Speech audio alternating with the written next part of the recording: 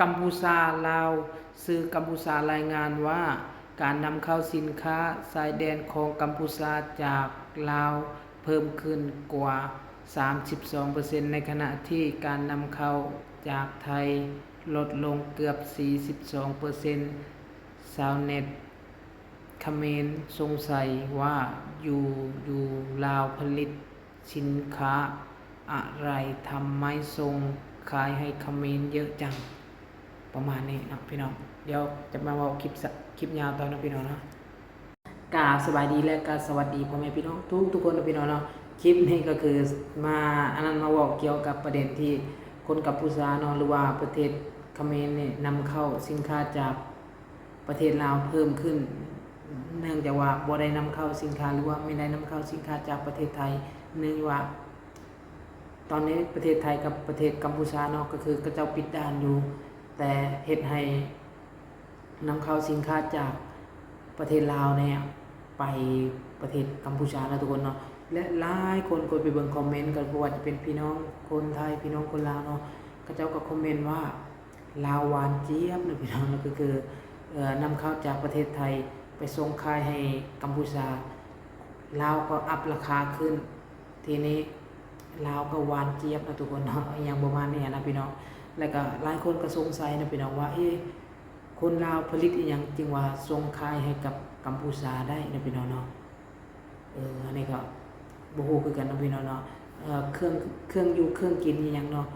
มาพริกแป้งนัวปลาดงปลาแดกอีหยังก็เนาะปลาร้าอีหยังเนาะผงชูรสอีหยังน้ำปลาอีหยังก็นำเข้าจากประเทศไทยนะพี่น้องเนาะแต่ว่ามีเครื่องผลิตอันนั้นเนาะมีเครื่องไปขายให้กับกัมพูชาเนาะหรือว่ามีสินค้าไปขายให้กัมพูชา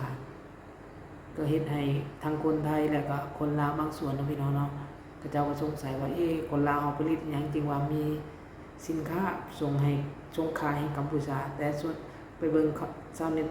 คอมเมนต์ทั้งหลายเนาะเขาก็บอกว่าลาวนำสินค้าจากไทยแล้วก็เอาไปขายให้กัมพูชาเนาะอันนี้ก็อาจจะแม่นพี่น้องเนาะนำเข้าเนื่องจากว่าทางชายแดนประเทศไทยกับประเทศกัมพูชาหรือว่าที่เขาบอกว่าเขมรนั่นนะพี่น้องเขาปิดด่านอยู่ตอนนี้เนาะปิดทุกด่านเลยเนื่องจากว่าเกิดปัญหากันนะแล้วบัดนี้สินค้ามันก็ต้องเข้าไปบ่ได้นะพี่น้องนะมันก็ต้องเข้ามาทางลาวแล้วก็อาจจะ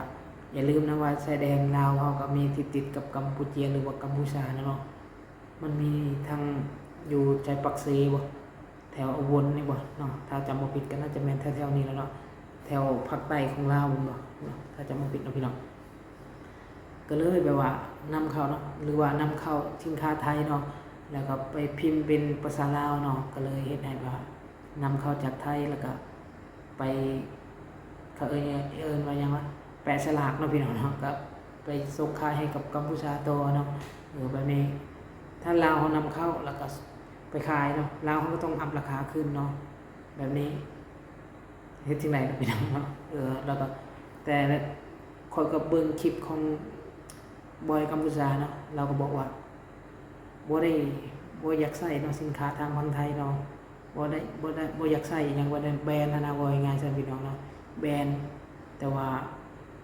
ประเทศไทยก็บ่ได้เดือดร้อนหยังเนาะประเทศไทยก็บ่ได้เดือดร้อนหยังเนาะแต่บัดนี้เนาะก็คือข้อยก็สงสัยเนาะว่าถ้าแบนแล้วถ้าสมมุตินะสินค้าจากประเทศไทยเนาะไปส่งขายให้ลาวแล้วถ้าข้อยคิดว่าน่าจะมีนะคนกัมพูชาที่แบบว่าเขาจะเอามาซื้อสินค้าอยู่พังลาวนะซื้อแบบว่าสินค้าไทยน่าจะมีนะคิดว่านะพี่น้องเนาะคิดว่าน่าจะมีแถวชายแดนนะแถวชายแดนลาวเนาะเนื่องจากว่าข้ามไปซื้ออยู่ประเทศไทยบ่ได้แต่ว่าข้ามไปซื้ออยู่ประเทศลาวได้พี่น้องข้ามไปซื้ออยู่ประเทศลาวได้เนาะพี่น้องเนาะอันนี้ก็คือแบบว่าล่าสุดค่อยก็คือว่าเห็นคลิปบอยกัมพูชาเนี่ยไปเที่ยวประเทศลาวอยู่เนาะเห็นว่าซื้อเครื่องซื้อยังสินค้ายังไปให้เอาเงินให้ตำรวจนะบ่คือว่าเห็นอยู่เนาะเห็นแวบๆแต่ก็บ่ได้เบิ่งเนาะบ่ได้เบิ่งเห็นแวบๆเฉยๆเนาะว่าเห็นบ่ไปแจกเงินให้กับตำรวจนะหรือว่าเอาสินค้าให้ตำรวจเนาะเห็นแวบๆอยู่ไปเที่ยวลาวพี่น้องเนาะก็คือแบบว่า ก็มีทั้งคนที่แบบว่าอีหยังเกินว่ามีเราก็ออกมาว่าอะไรเนาะว่า มีทั้ง FC เนาะมีทั้งคนรู้จักหลายแล้ววะคนลาวรู้จักลาวหลาย ขอถ่ายรูปขอยิ้มแย้มไปกินอิหยังคือว่าไปกินแอลกอฮอล์หยังนำกันเนาะอหยังประมาณนี้เนาะคนลาวนิสัยใจดีเขาว่าจังซี่ได้แต่ว่าข้อยก็เห็นอยู่เนาะมันนี่บ่เรื่องสินค้าเนาะพี่น้องเนาะสินค้าลาวเฮาก็สิมีหยังแหน่เนาะมีมะกล้วยบ่มะกล้วยก็แม่นกล้วยซื้อของลาวเนาะเห็นว่าล่าสุดก็ไปขายอยู่ประเทศญี่ปุ่นเนาะสร้างชื่อเสียงให้กับประเทศลาวลาวได้หน้าเนาะคนจีนได้เงินอหยังประมาณนี้บ่เนาะคนจีนน้อยนักเลยที่จะเป็นของคนลาวเลยน้อยนักเลยส่วนหลายน่าจะเป็นของคนจีนเนาะคนจีนที่มาเฮ็ดสวนกล้วยอยู่ประเทศลาวอันนี้ก็แม่นเนาะพี่น้องชวนทุเรียนนี่ก็เริ่มแล้วก็แม่นของจีนคือกันเนาะของจีนคือกันที่เขาเจ้าไปปลูกสวนทุเรียนอยู่แถวหยังปากซองบ่ตั้งหลายร้อยไร่เนาะเป็นพันไร่เพราะว่าปลูกทุเรียนเนาะแล้วก็ปลูกทุเรียนปลูกมะกล้วยนะที่ยังพอมีเห็นคนลาวเฮ็ดอยู่ก็คือปลูกกาแฟเนาะคนลาวเนี่ยเนาะปลูกกาแฟเนาะปลูกกาแฟแล้วก็ปลูกมันต้นเหมือนคนลาวเนาะเหมือนคนลาวส่วนมะกล้วยมะทุเรียนนี่จะเป็นของจีนเนาะอันนี้เท่าที่เฮาเห็นตามสื่อโซเชียลเนาะประมาณนี้เนาะพี่น้องคนลาวเฮาที่เฮ็ดเนาะแล้วก็มีหยังแน่ที่แบบว่ากะสิว่าไปส่งไปได้นะเกลือนี่ก็มีอยู่เนาะพี่น้องเกลือเกลือแต่ว่าผงชูรสอีหยังเนี่ยนะปลากระป๋องเครื่องสำเร็จรูปเนาะพี่น้องบ่ว่าจะเป็นมาม่าปลากระป๋องอีหยังต่างๆนะยังนำเข้าอยู่ประเทศไทยอยู่ขนมนี่ก็ยังนำเข้าอยู่ประเทศไทยอยู่เนาะพี่น้องเนาะที่เฮาเห็นเนาะที่ส่วนหลายนะก็ยังนำเข้าอยู่ประเทศไทยอยู่แต่สินค้าที่เป็นแบรนด์ของคนลาวก็มีเนาะพี่น้องแต่มันจะบ่ได้แม่นเครื่องอยู่เครื่องกินเนาะเครื่องอยู่เครื่องกินก็มีอยู่แต่ยังบ่หลายเนาะแต่ที่จะเห็นหลายในทุกมื้อนี่นะครีมเนาะพี่น้องสบู่โอ้เนาะในเครื่องสำอางนี่หลายแฮงเนาะหลายดีเหรอเนาะคนที่แบบเป็นเจ้าของแบรนด์นะพี่น้องทุกมื้อนี่ไปเบิ่งในรถสื่อโซเชียลลาว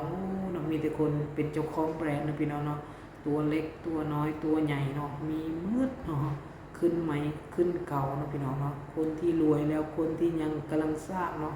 มีมืดเนาะพี่น้องอันนี้แต่เห็นที่เป็นเจ้าของแบรนด์เนาะแต่ก็ยังไปผลิตอยู่ประเทศไทยแล้วก็มาขายอยู่ประเทศลาวคือเก่าเนาะพี่น้องแต่ว่าเป็นเจ้าของเป็นคนลาวแต่ว่าผ